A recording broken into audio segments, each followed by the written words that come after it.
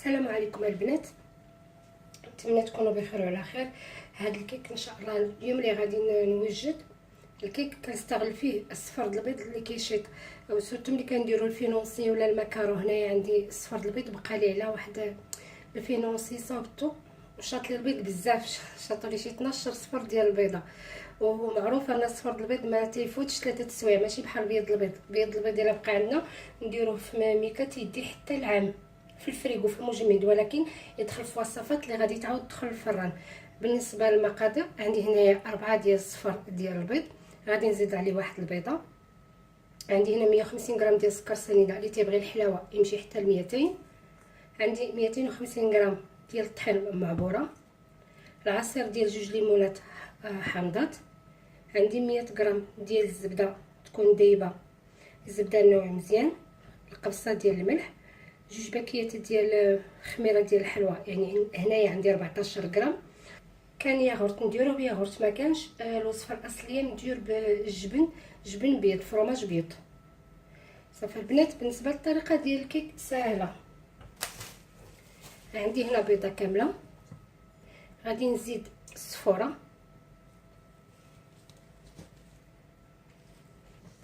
القبصه ديال الملح،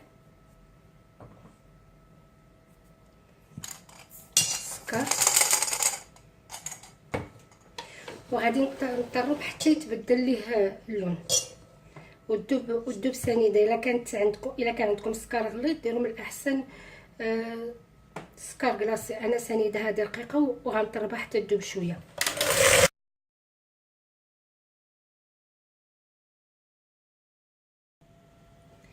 ها البيض ديالنا وجد بعد اللي تضرب. غادي نضيف الياغورت اللي عندي هنايا،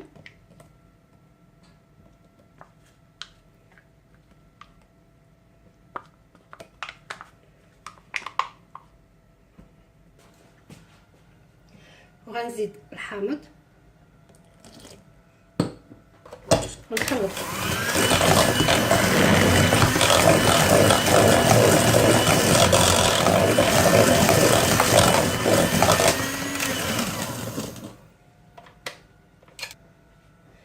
غندير الخميره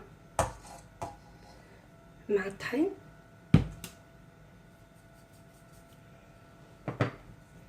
غنخلط وغادي نبدا نضيف الطحين.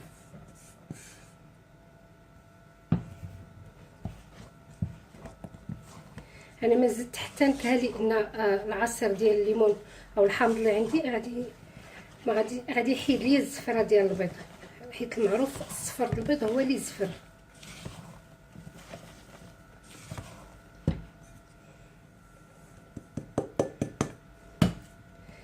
صافي نكمل الخلط.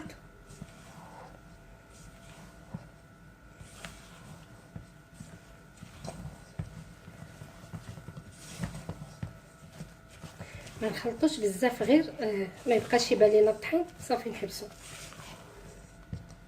صافي غادي نزيد الزبده،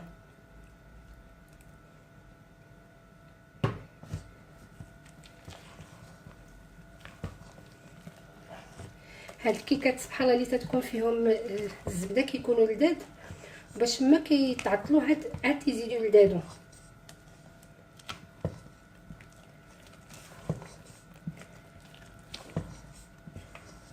نكمل انا الخلط.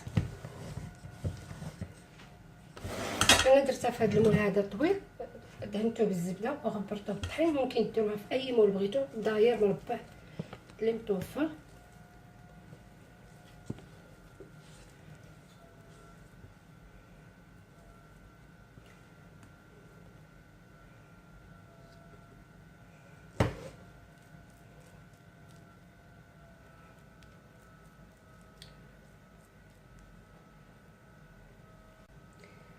ندخلوها الفران 180 درجه تقريبا 45 دقيقه، ومن بعد تما نراقبوها نشوف واش باقي خاصها ولا صافي عليها. هذه هي الحلوه ديالنا بعد اللي طابت وخدات واحد اللون زوين.